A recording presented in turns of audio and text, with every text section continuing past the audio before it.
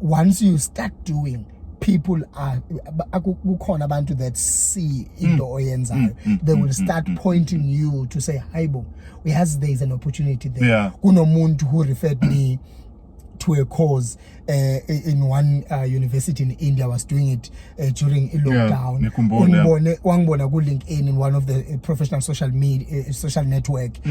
What say Sanele, there is a guy who's looking for people who wanna be employability practitioners now, and they have a cause. One inbox Angelo and I can't even go back to say thank you to that person. But ngizamukthini ngokubamba into ongakwazi ukuyenza uyenzisise and do it with love. Ukhona abantu who are watching, they will start referring you, they will start pointing you to that direction. They will start giving you opportunities because bayabona ukuthi uyayenza lento. Now at this video ngiyazi ukuthi at some point you will like ukuthi ibe in a different setup, but who needs it to be in a different setup? So what I will say is, don't stop doing it like this. What you can do maybe is to improve it, ibe into better than where you started. Life is like that. Yes. We know there's always a room for improvement. Amathuba akhona kumuntu omusha, but all you need to do is to position yourself. That's what I talk about in this book.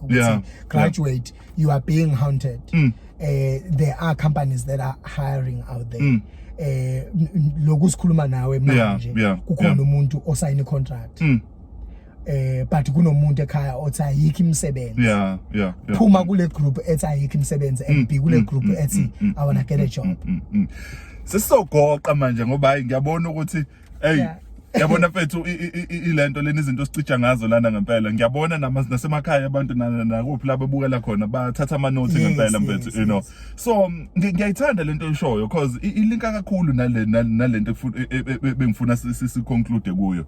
Lento le oqale wayi highlighter le ukukhuluma ngama opportunities. I-episode yethu yokuqala sayenza kulama Yeyeye show ibikhuluma nge-mentorship, you know, nokwazi uku-approach abantu abenza into oyithandayo. And I'm glad ukuthi you've highlighted that. Khona umuntu ohlele ekhaya manje ofana kwazi ukuthi aphume kwi comfort zone, agibele itekisi ahambe yokhuluma nabantu abathile, ahamba yonokha kweminyanga ethile, you know, athatha ifone afonele iminyanga ethile, akwazi ukuthi avail yourself, you know. You know, that's how you get to expose yourself entweni. So we really need that. Now uma sesizogoqa la mfethu, you know, sibuka izinto zenzayo, you know, kakhulukazi manje ngifuna sibheke kule yokubhala incwadi. Ngithandile ukuthi ukubhala incwadi kuyalinka kakhulu nento oyenzayo, you know. Exactly. So umukhuluma njoba sikhuluma ngeke sikwazi ukucover zonke izinto, but there's something about a book, you know.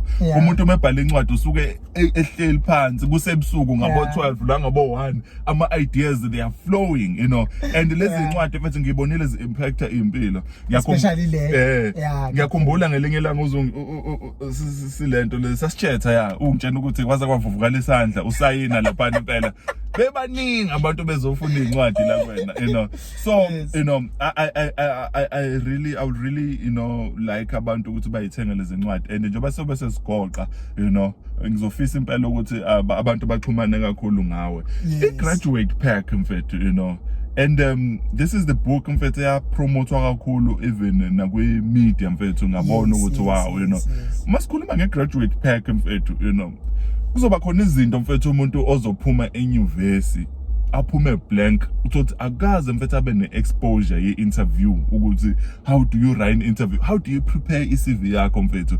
Again, you know, ngifuna before as answerisha lapho ngifuna sibuke manje education system mfethu, you know, ekwazi ukurelease umuntu, you know.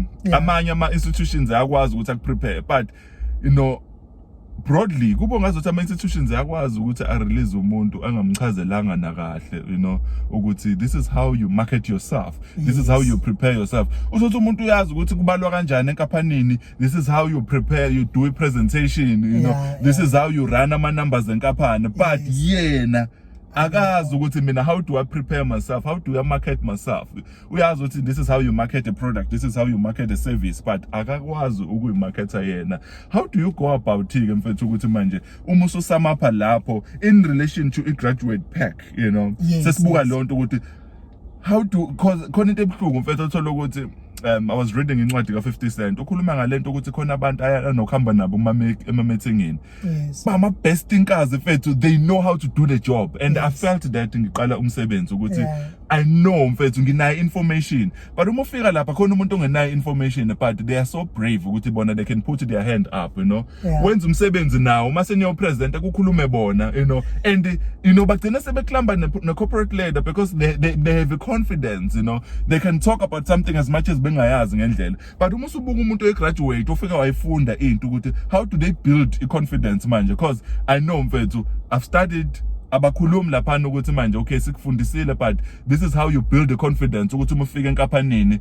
ngisho into ungayazi but wazi ukuthi no I'll learn it and I'll be able ukuthi ngikwazi ukuyenza akusiyona responsibility yama institutions to expose young people to personal development to personal branding to CV writing. That's correct, and to job preparation.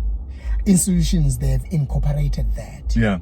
But solely institutions, they are there to hand out, I will say, or to render a service.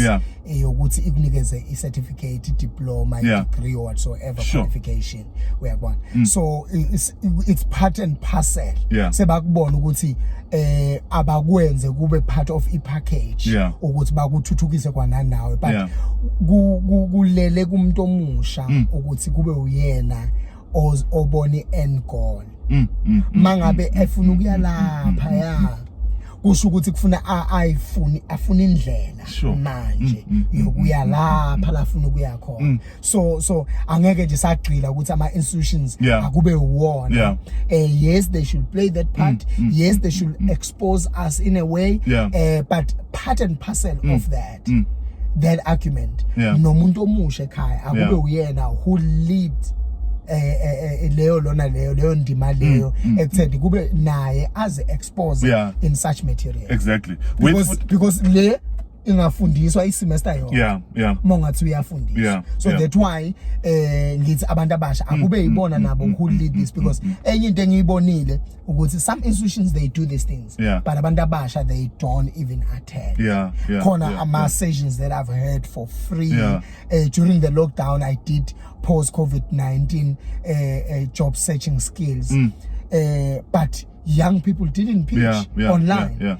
Young people didn't pitch. You do it face to face. Young people don't pitch. So angifisa ukuthi sigcile ekutheni government ama institutions yes they should play a role but asingayibalekeli I role yethu nanathi that helps us because another thing that mhlambe I just wanna highlight kuyona lento yokufunda ukuthi ulandela bani. You know these days on social media we follow people that if you were to ask a person ukuthi why ulandela umuntu wenje, you know you know uthola ukuthi mhlawumbe khona abantu abanjengawe that when a person follows, you know uzokwazi ukuthi athole ne video lead to the right in the right direction, you know but uthola ukuthi abantu abakwazi ukuthi bathathe isikhathi sabo ba cultivate their own paths, you know so you know abanye bazabathi kusizo isizayo so that thing ngicabanga ukuthi ibalekile njengoba uyi highlight something, you know but I'm glad ukuthi mfethu uyakwazi ukusilida nakuma materials zakho. That's why some of the programs that I do afaka phakathi of free mentorship at the park program where we mentor young people through my NPO that I've started where we expose young people to meet each other to expose them. We are trying to elevate the culture of going for more opportunities of interacting with other peers and of developing yourself of personal development so iyona into engifisa ukuthi umuntu omusha closure ukuthi ayithole ayibambe le ukuthi lezi incwadi it's not just ukuthi we want to make a living that's correct selling these books out of buying writing these books we are making sure ukuthi such information such material is there for abantu that's the reason we are writing such and in fact we need more authors we need more writers because if kukhona umuntu okwazi ukupheka ikhekhe kufuna lo muntu lo akwazi ukubhala ukuthi le cake ulibhaka kanjani so that olandelayo ufuna ukubhaka ikheke akwazi ukuyo refer to a book about ukubhaka kwekeke uyabona lo because lokho esinako namuhla sinako because someone else decided to write it. So we need as many authors as we can, not only to make a living out of being an author but to also live a material that is going to help. Mchaka mfowethu yazi ezisigoqa lana inhliziyo yami I'm convinced ngithethe more minutes than others. I feel special. I know mfethu you are mfethu, you know, and ikhona into la mfethu ngiyibukayo ukuthi I think I'll need 30 seconds to a minute because I'm going to be sharing my observation. I really enjoyed this interview and you shared your heart. But into engilimaze kakhulu oyishilo i-observation yami from izinto oyishilo ngibuka umfundi la esenta ngibuka umama la umzali la ngibuka uthisha la and ngibona ilento le yokungabe clear ukuthi whose responsibility to raise this, you know. I know these two groups, they can do better together, you know.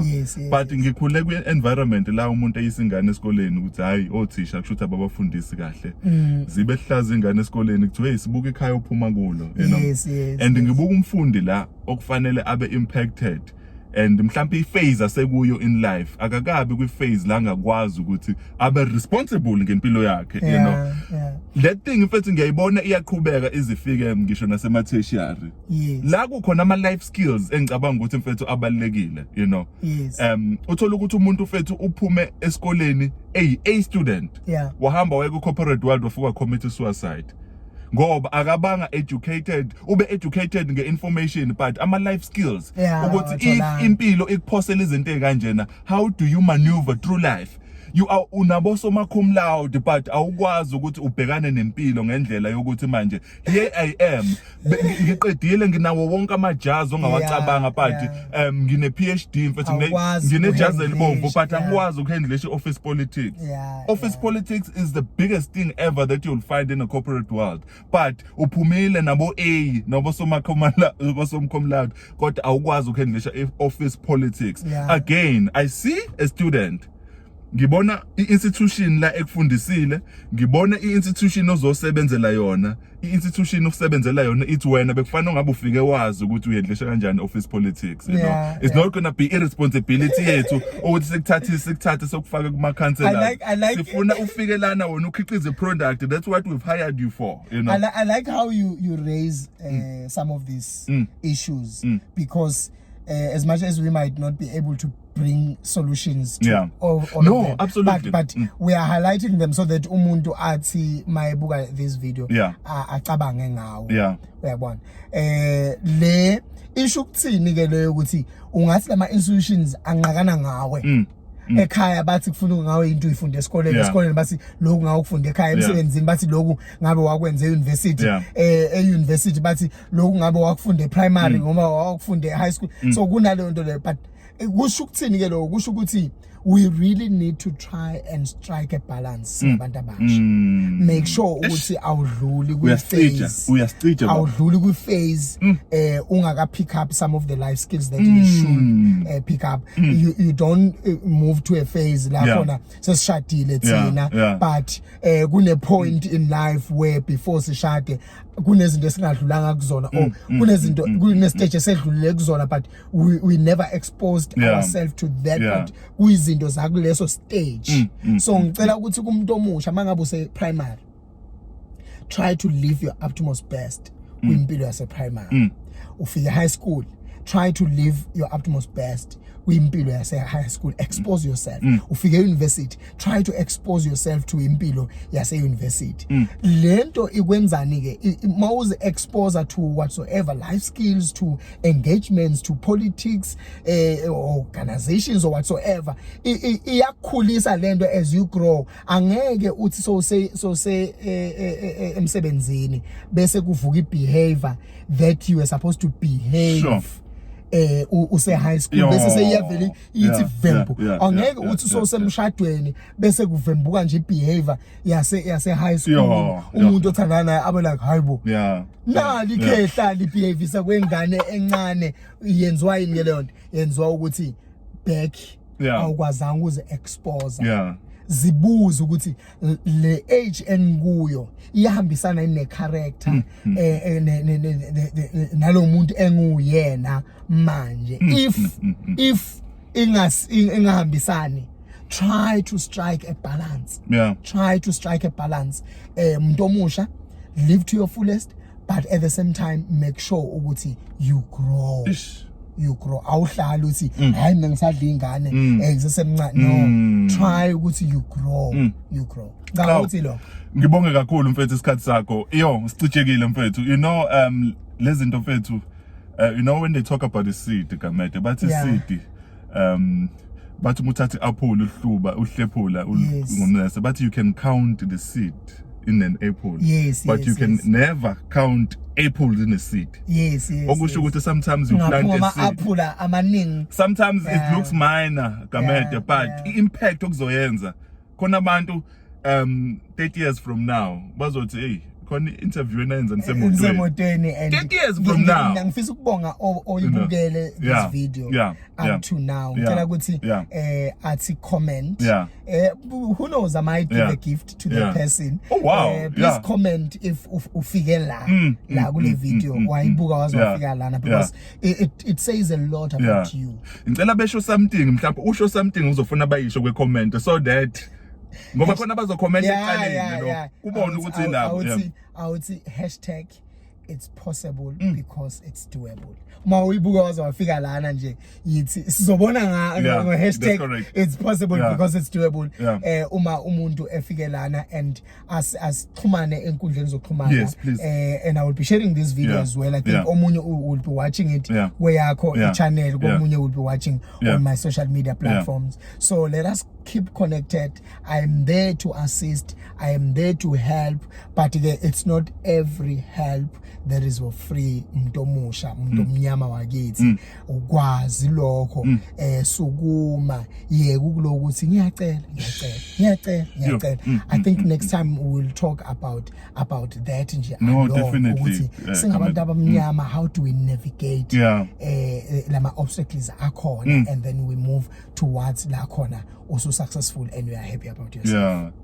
Gamede uNkulunkulu akubusise mfethu uyisibusiso ezweni lonkana mfethu and izinto zenzayo ngikhulume ngento yeaphula neseed ngoba ngifuna wazi Gamede ukuthi kwesinye isikhathi izinto zenzayo ngeke zizeyibonakala manje but zizobonakala ngesinye isikhathi so ngicela mfethu uqhubeke wenza okwenzayo uNkulunkulu uyabona and impilo zabantu and enye into enzakalayo Gamede khona abantu abangeke beze manje ukuthi Gamede impilo yami isishintshile but imbewu etshale kubona umuntu omusha ngicela ukusho lento khona izinto ezingane izitori ababesitshena zona sebancane zingayenzi sense but kuya ngokuya zenze sense kuthiwa khona umfana omncane lana wabamba inyoni ngesandla waseya kumkhulu wakhe eyifihlile wathi mkhulu ngiphethe inyoni la qagela ukuthi iyaphila noma ifile wayibona umkhulu lento ukuthi hayi ithi ayibe yitricky lento le ngoba mangizothi lenyoni ifile umfana uzoyidedela bese ethi uhlulekile mkhulu kodwa mangizothi iyaphila umfana uzokwazi ukuthi le ayipitshize lenyoni ife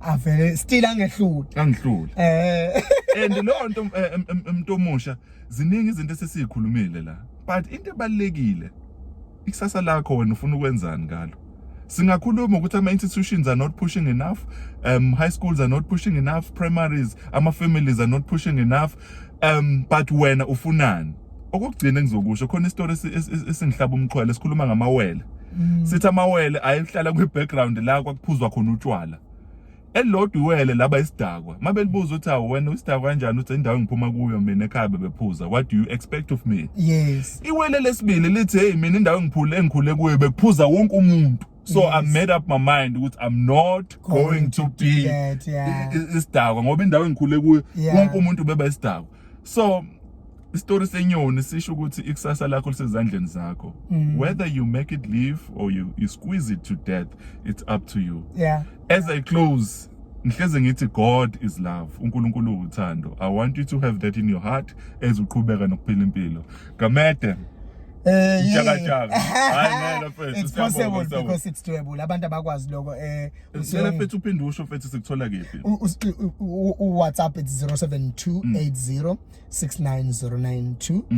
Ngikhona ku social media uGamede Sanele, on Instagram uGamede_Sanele, on Twitter uSanele Gamede, on YouTube bese kuba uSanele Gamede SA on my Facebook page, and then singatholana ke einkundleni zokuxhumana efaka phakathi o LinkedIn nguSanele Justice Gamede, that's my other name. Lela mjaja angilazi, so asixhumane. WhatsApp me if you want a CV revamp, if you want my books, they are there, and you can go to my website is www.sanelegamede.com. so go there and you can find me or my company website. It's www.ilada holding without an s .co.za.